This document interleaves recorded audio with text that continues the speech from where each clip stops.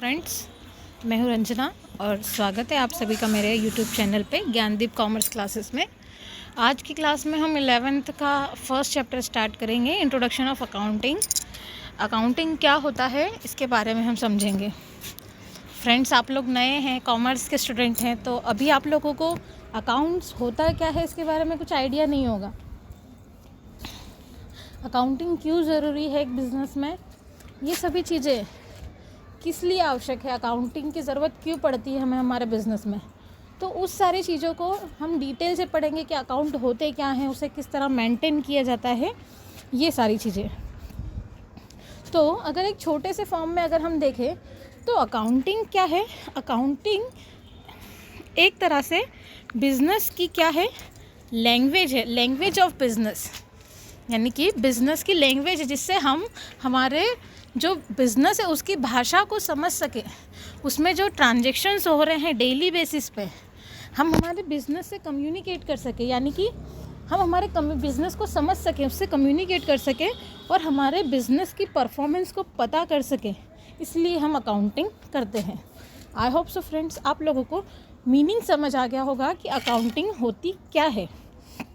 अगर हम एक छोटी सी डेफिनेशन लें तो अकाउंटिंग जो है, accounting is a systematic process. यह एक सिस्टमेटिक प्रोसेस है, यानी कि सारी जो चीज़ें हैं वन बाय वन इसमें की जाती है। जैसे सबसे पहले आइडेंटिफाइंग, डेटा को आइडेंटिफाई करना, उसको मेजरिंग करना। मेजरिंग इन द सेंस कि ये जो वैल्यू है in the terms of monetary के टर्म्स में है या नहीं है, ये चीज़ हमें पता करना। क्योंकि जितने भी ट्रांजैक्शंस बिजनेस में रिकॉर्ड होते हैं, बुक्स ऑफ अकाउंट्स में रिकॉर्ड होते हैं, वो सारे मॉनिटरी टर्म में होने चाहिए। अगर नॉन मॉनिटरी टर्म का कोई ट्रांजैक्शन होगा तो वो हमारी बुक्स ऑफ अकाउंट्स में रिकॉर्ड नहीं होगा।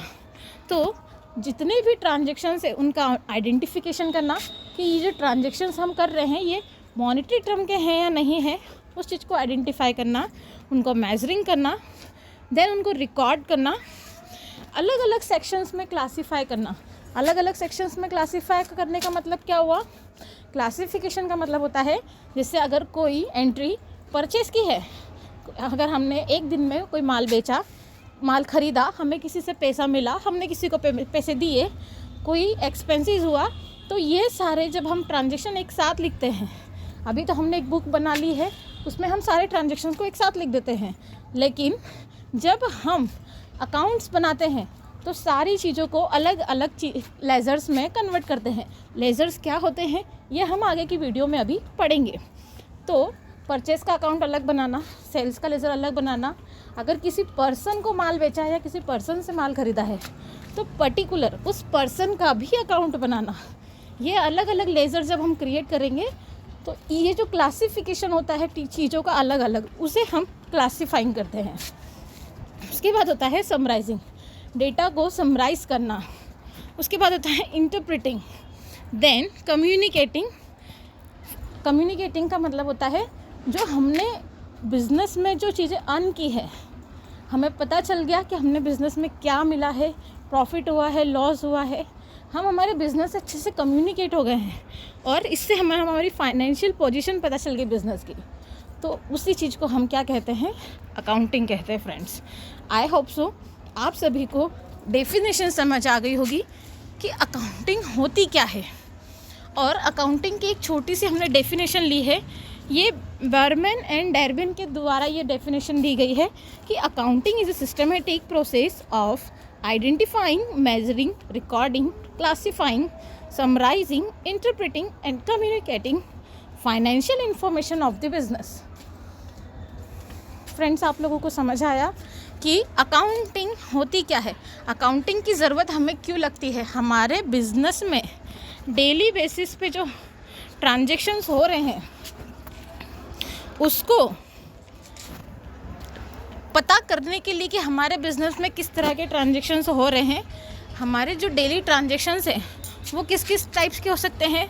जैसे हमने किसी से माल ख़रीदा, परचेस ऑफ गुड्स, ठीक है फ्रेंड्स। अगर हम कोई माल ख़रीदते हैं तो उसको भी हमें रिकॉर्ड करना होता है बुक्स ऑफ अकाउंट्स में, ठीक है। अगर हमने किसी को माल बेचा तो ये भी हम रिकॉर्ड करेंगे तो और अगर कोई बिज़नेस में कोई एक्सपेंसेस हुआ है,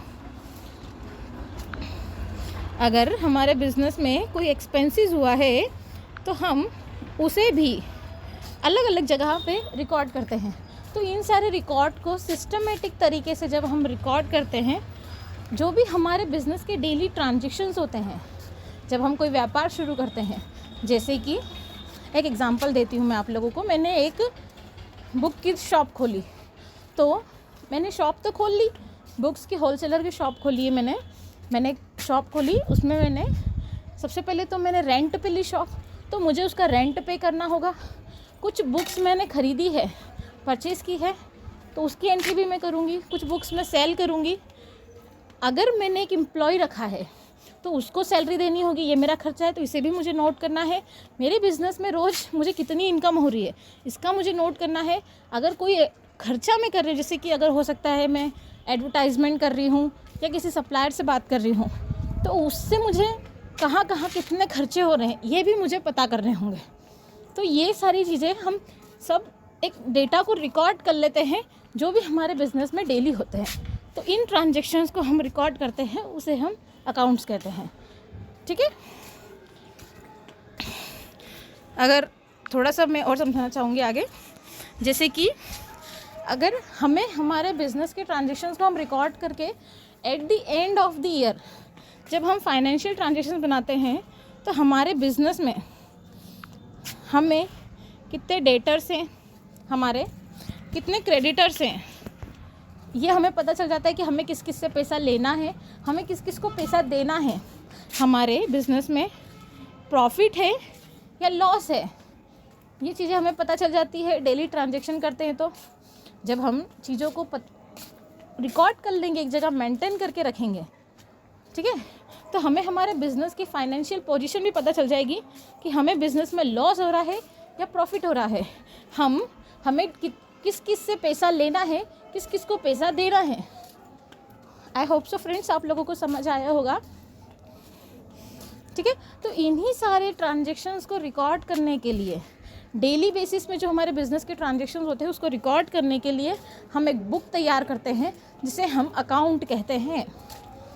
ठीक है, हमारे बिज़नेस की लैंग्वेज को समझने के लिए, यानी कि हमारे जो बिज़नेस में होने वाले डेली ट्रांजेक्शन्स हैं उसको समझने के लिए हम एक बुक तैयार करते हैं, जिसे हम अकाउंट्स कहते हैं। आई होप सो फ्रेंड्स, आप लोगों को समझ आया होगा आज का वीडियो।